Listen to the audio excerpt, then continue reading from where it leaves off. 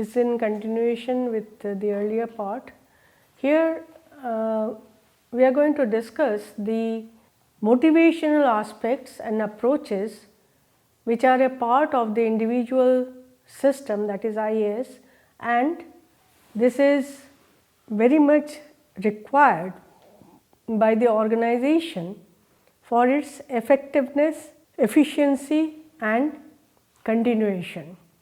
So, the most important drive is motivation.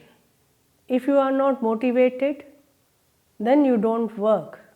Motivation is required at every sphere of life, whether it is work, learning certain things or doing some activities.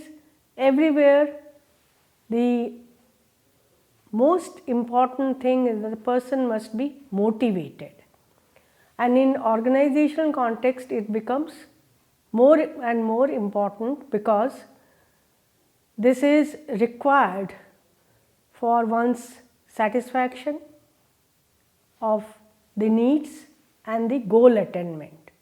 The why of human behavior is a must for any organizational member to understand one's own behavior as well as the others' behavior. The whole notion of leadership depends on how the person, the leader, is able to motivate the followers for doing the things that are required to be done. Now here the arousal and dovetailing means attaching of the motivation towards work performance and achievement of organizational goals that become the how of managing behavior, how the behavior is to be managed, and this is, if you follow Herzberg, this is known as the extrinsic motivation, money, facilities, all the working hours. Now, here the formal organizational system has this responsibility to motivate the individuals as well as the groups towards organizational performance, and we have lots of theories like of Maslow, Herzberg, which focus on the content of motivation, which push the individual towards doing something, and that something is, whether it is a hobby or a job requirement, that is to be determined by the content of the individual's own understanding and the content of the job that he or she is required to do. The process theories are of Vroom, Porter-Lawler, Adams equity theory. Then we have the Festinger and Levin, who talk about the attribution theory. All these are theoretical perspectives, but these help the managers to devise methods by which the worker can be motivated. Now, why we are talking about this? This we must now learn. The formal organizational system, in order to coordinate with the individual system, has to follow certain guidelines and create the commitment of the individual towards the work. Here one needs to understand certain things, and this has been proposed by the socio-technical school. The work has to be continuous and reasonable, and this continuity and reasonable factor is demanding in its nature, but it should not be pushing the individual towards the back, the sheer endurance, and along with that a minimum variety, not necessarily novelty, is to be provided by the organization, because if one keeps on doing the same thing over and over again, there are evidences which point that this may lead to distress, accidents and so many negative aspects. So this is adding spice of life for the worker in the work life. And the other thing, that very important thing, is the need to be able to learn. One keeps on learning, and this is on a continuous basis. Here we attach the learning to personal growth, and personal growth is human right. Everybody needs to grow. Then we have the need in decision making, participation in decision making. This is not only important as a motivational aspect, but this gives a chance, an opportunity to the individual to extend his or her judgment, and this is also a human right. You should be able to judge where you are, what you are doing, what is needed to be done. Then for the organization, some degree of social support and recognition must be provided to the worker. This creates a need for belongingness, and this is also a human right. Wherever you stay for 8 hours or 9 hours a day, you must have that sense of belongingness to that place, and this is a human right.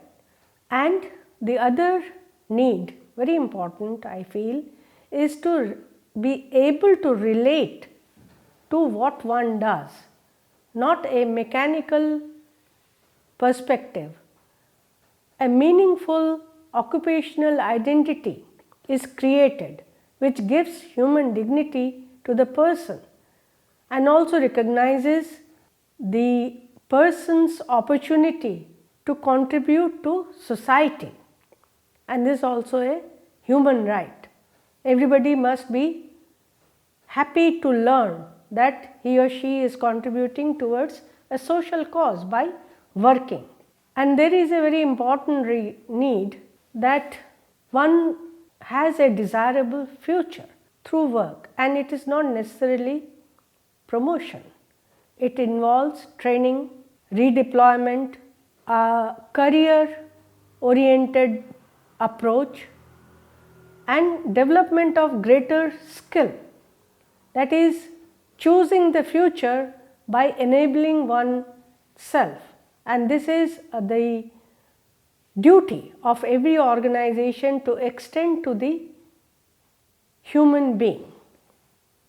This tendency to behave is the output of the individual system, and there is a need for an interface between the individual system and the formal organizational system. How that happens?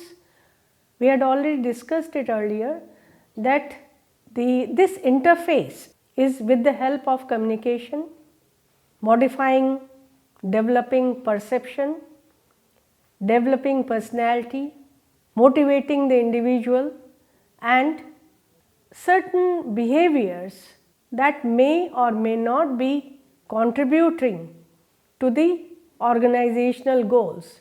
Say there was a time when the people were in the organization were forced to go on paid holidays. Now this paid holiday may not be directly contributing towards the organization, but it is contributing to the individual system, and it is coming from the formal organizational system. This is how the interface is created. Further, to reduce the possibility of conflict,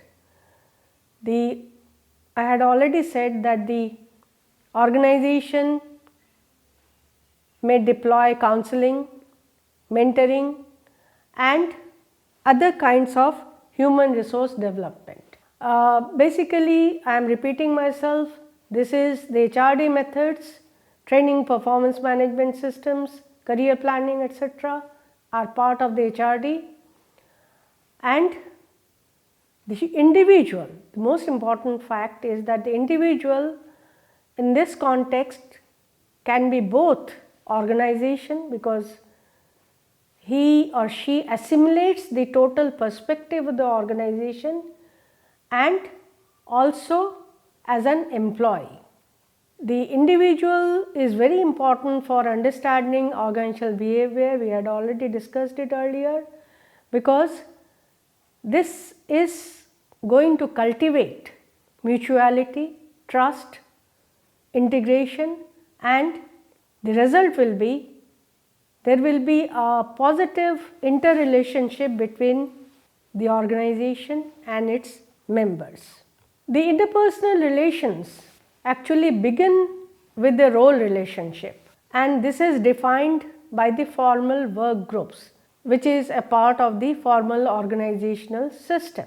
So, the job is related, no doubt, with the individual, but is also identified with plurality.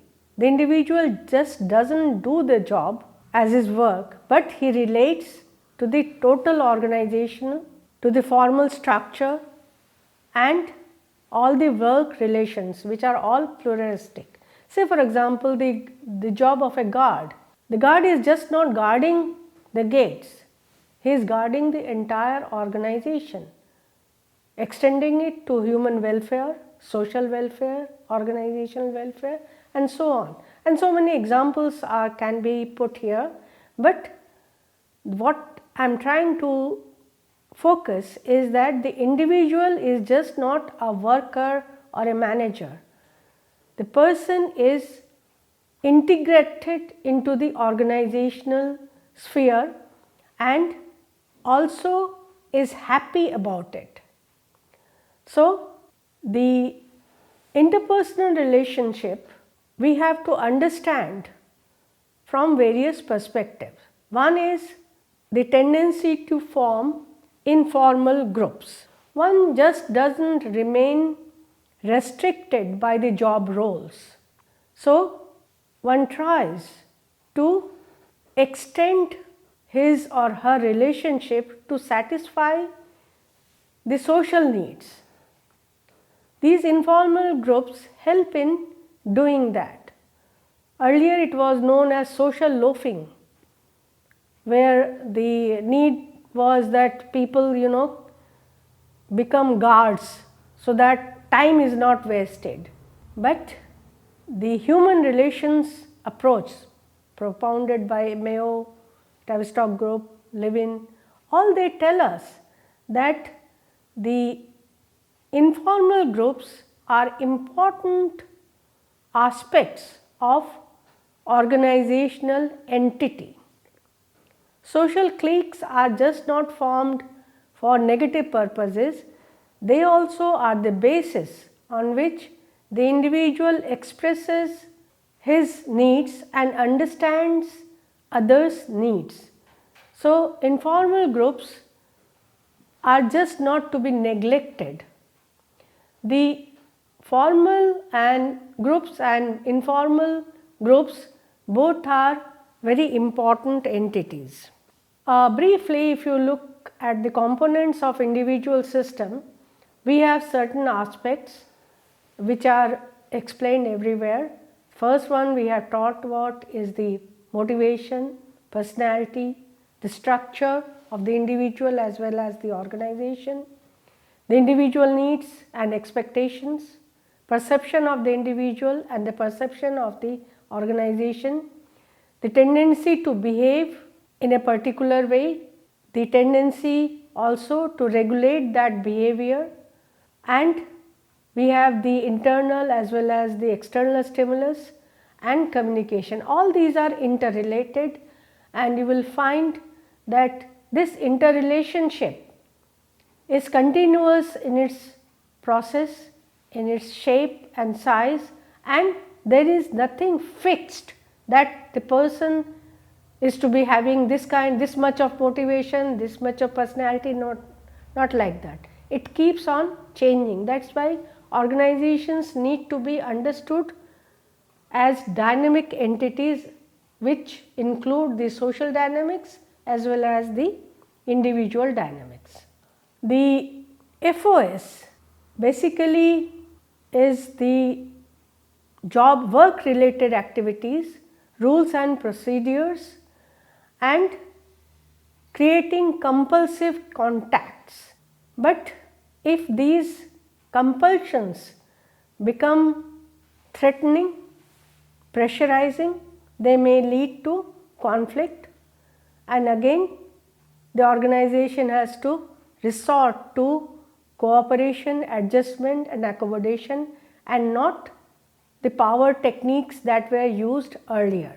The indirect source of the larger society is also made a part of the organizational setup, because in organization also one becomes a part of the social processes where we have assimilation, acculturation, socialization, which create values, attitudes and dispositions. Now, I had already said that the individual is shaped by the social processes, and these create the traits which are very typical to the individual, but these are also carried. One does not keep a bag of his special traits at the door, one carries it inside the organization. So, these must be taken care of and assimilated in the organizational process.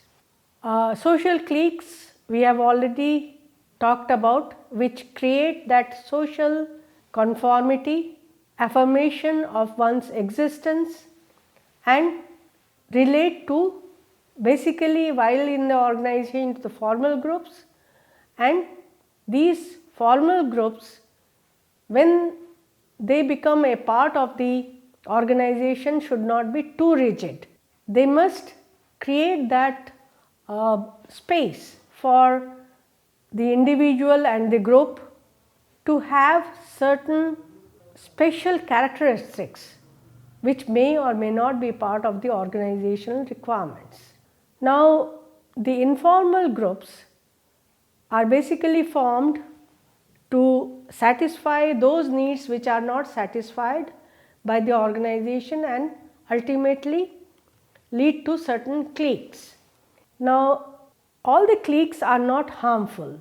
There are sometimes when certain latent conflict happen and they develop into something negative.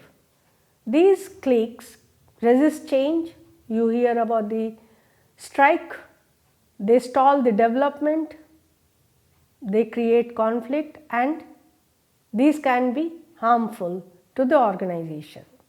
Now, here what the organization can do, it can divert the energy of the group members through certain processes, not only transferring or dismantling the proximity and propinquity between members, but also creating those measures which divert the energy of the individual members, group members, through certain mechanisms, which are the foremost that came up is the quality circle, the team building processes, and these have been found to have some kind of positive impact on people's morale and the desire to work effectively. Communication, we have already discussed. The formal communication is explained in terms of encoding, that is sending encoded words, transmitting, then decoding, and then responding. This is a process, and this is not unilateral, but it is bilateral and is in a cycle.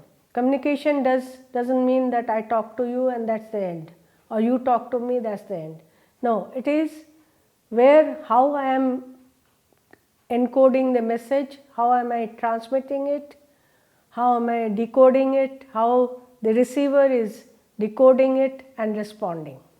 So, the encoding and transmission is in the control of the sender. He or she decides how to send it, by telephone, by fax, by letters, by commands, and all these things. Certain things can be under the control of the sender, but the decoding and responding are with the receiver.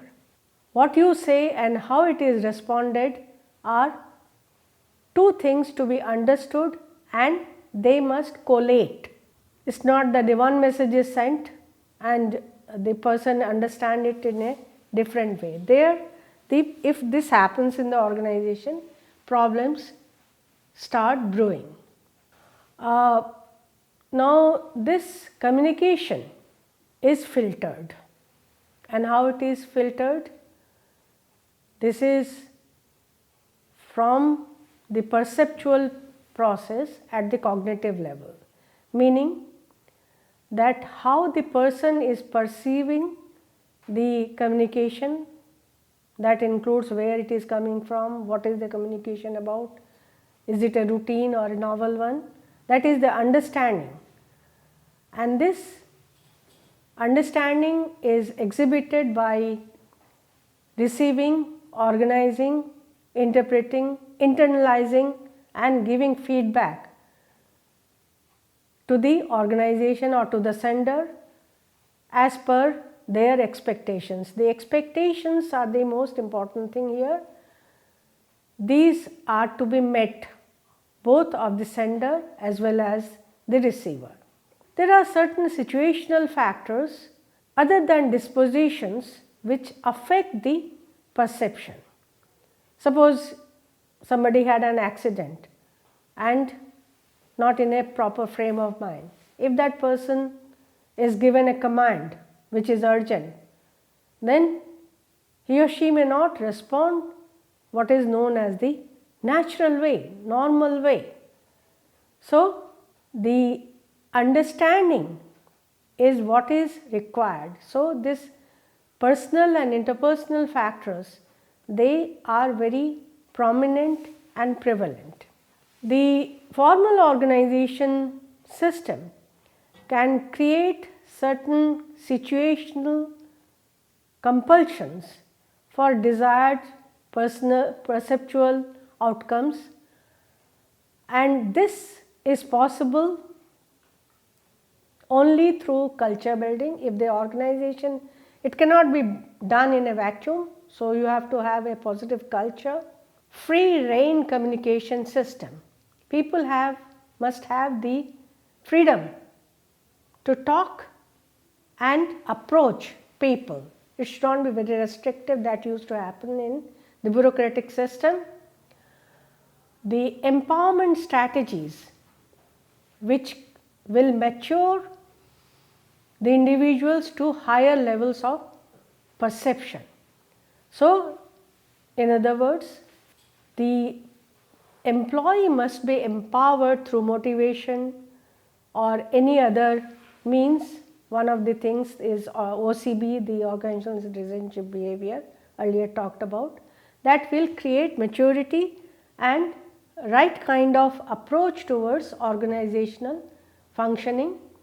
We have talked about OCB, and here are certain explanations which are there: altruism, civic virtues, conscientiousness, courtesy, sportsmanship. And ERB is the extra effort that the individual makes in creating a positive environment.